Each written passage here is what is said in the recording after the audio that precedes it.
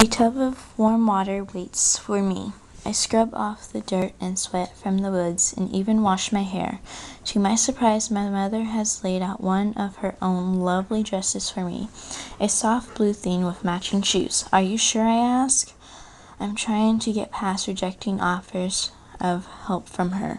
For a while, I was so angry I wouldn't allow her to do anything for me, and this is something special. Her clothes from the past are very precious to her.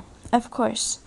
Let's put your hair up too, she says. I let my towel dry it and braid it up on my head. I can hardly recognize myself in the cracked mirror, the lens against the wall. You look beautiful, says Prim in a hushed voice.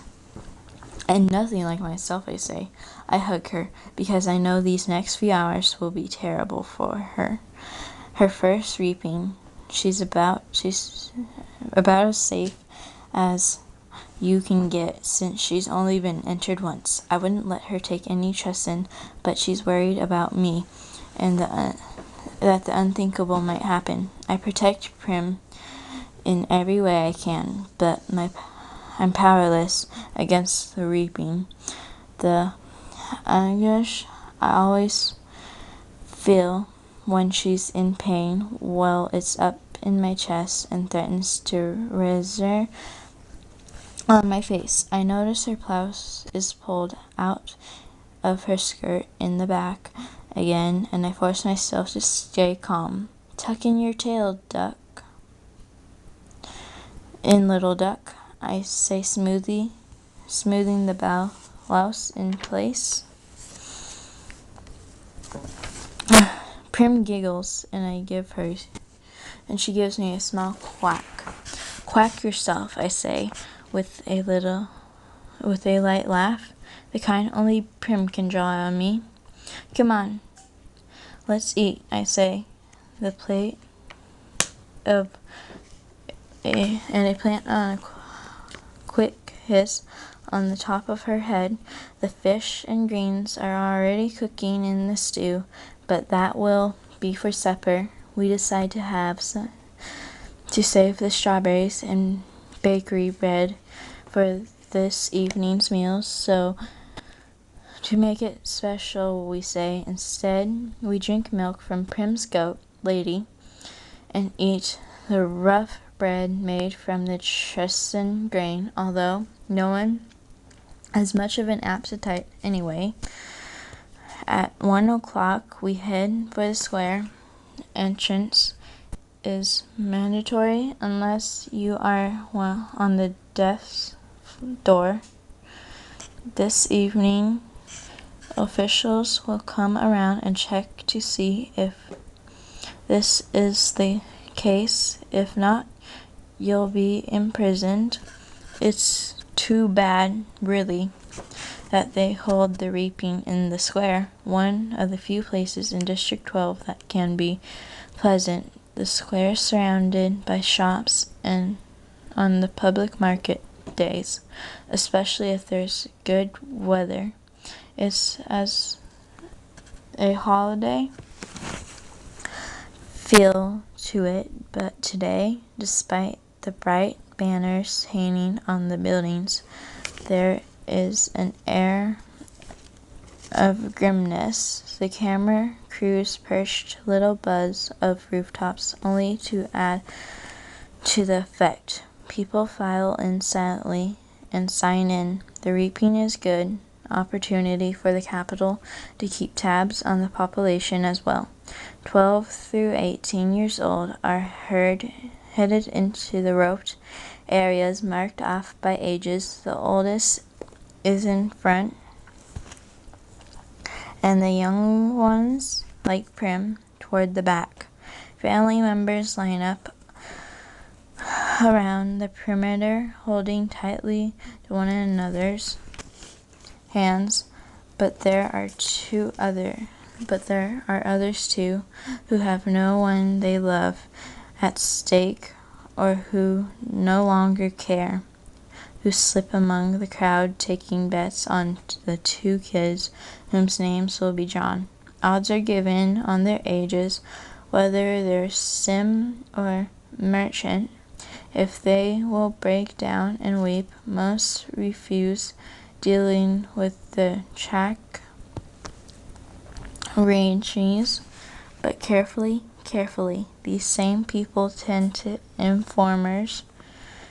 be informers who hasn't broke the law. I could be shot on a daily basis for hunting, but the appetites of those in charge protect me. Not everyone can claim the same.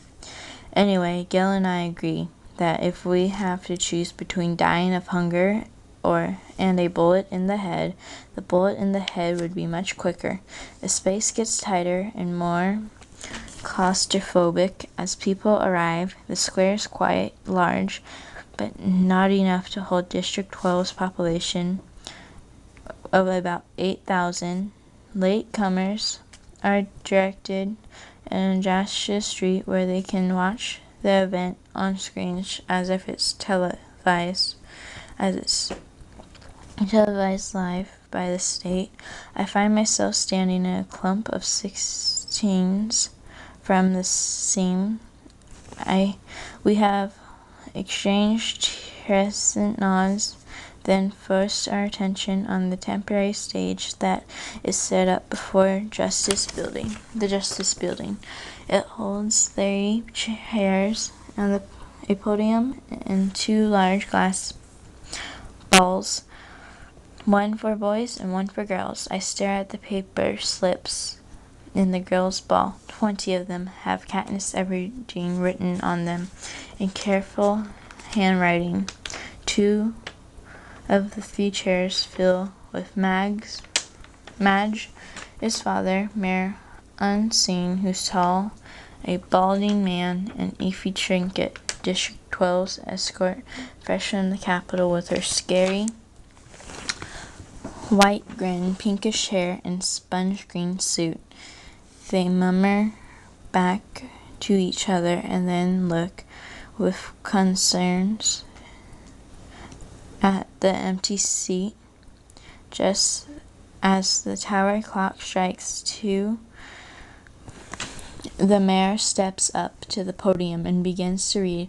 It's the same story every year. He tells the history of Payam, the country that rose up out of the ashes of a place that was once called North America. He lists the disgrace, jots the storms and fires, in casting the seas that swallowed up so much of the land, the brutal war that what little assumption remained. The result of Payam, a shining capital ringed by 13 districts, which brought peace and prosperity to each citizen.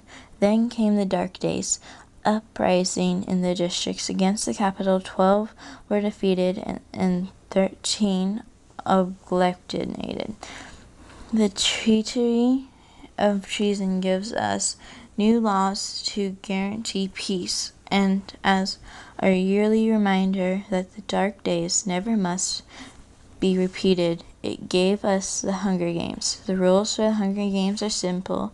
In punishment for the uprising of each of 12 districts, must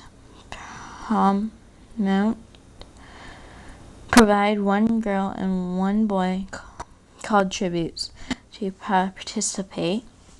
The 24 tributes will be imposed in the vast outdoor arena that could hold anything from burning desert to frozen wasteland.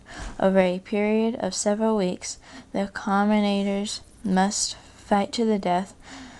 The last tribute standing wins, taking the kids from our districts, forcing them to kill one another while we watch. This is the Capitol's way of reminding us how we are in total mercy, how little chance we have standing of surviving another rebellion.